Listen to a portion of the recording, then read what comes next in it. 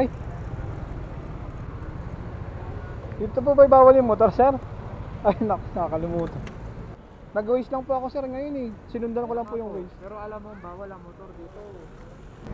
Hindi ba kayo nagtaka? Kayo lang ang bumabang motor dito, lahat ng mga motor. Sir, pasensya, sinundan ko lang po kasi, sir, yung waste po talaga. Ito po, sir, oh. Alam nyo kasi sir, wag kasi tayo masyadong umasa sa Waze. Yun nga po, sir, eh. Kasi sa Waze, hindi niya sasabihin kung may city ordinance or wala. Yun nga po, eh.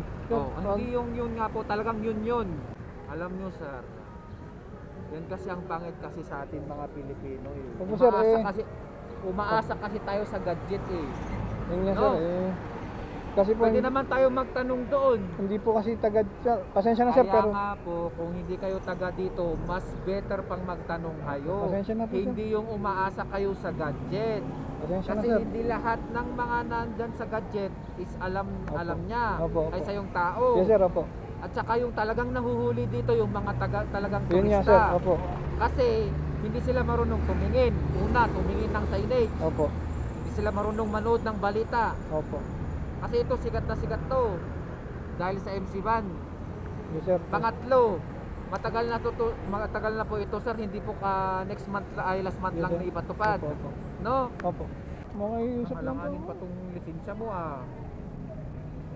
Saan mo kinuha yung lisensya mo? Sir, galing LTO po yan. Tio, sigurado ka? Opo, paso na nga, sir, ng October eh. Pag bina-verify ko nga ito, Sige, sir. Sa munisipyo po, sir, tutubusin po. diyan nyo tutubusin sa taas. Chief, ito lang po ba ang bawal ang motor? Oo. Ito. Buong Session Road po yun? Ito at saka to. Kakabilaan.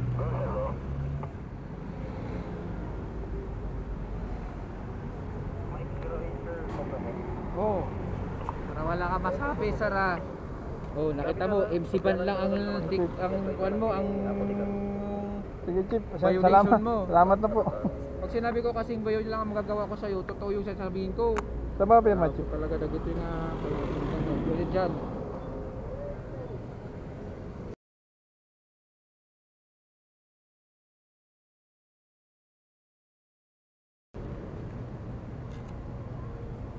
Parada mo yung motor mo dyan. Yung Apo. pagkaparada ng motor mo, pag ganito. Okay po.